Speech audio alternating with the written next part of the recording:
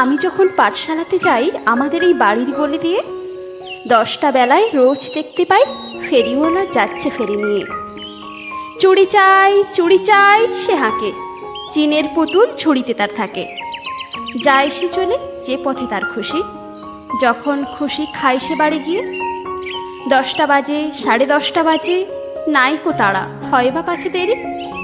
ইচ্ছে করে সেলেট ফেলে দিয়ে অমনি করে বেড়ায় নিয়ে ফেরি। আমি যখন হাতে মেখে কালি ঘরে ফিরি 4:30 বাজে। কোদাল নিয়ে মাটি কোপায় মালি বাবুদের ওই ফুলবাগানের মাঝে। কেউ তো তারে মানা নাহি করে, কোদাল পাছে পড়ে পায়ের পরে। গায়ে মাথায় লাগছে কত ধুলো, কেউ তো এসে বকে না তার কাজে। মা তারে তো পরায় না সাব জামা, ধুয়ে দিতে চায় না ধুলোবালি। ইচ্ছে করে আমি হতেম যদি বাবুদের ওই ফুলবাগানের মালিক। একটু বেশি রাত না হতে হতে মা আমাদের ঘুম পাড়াতে চায়। জানালা দিয়ে দেখেছি এই পথে পাগড়ি পরে পাহারাওয়ালা যায়। আঁধার গলি, লোক বেশি না চলে, গ্যাসের আলো মিটমিটিয়ে চলে।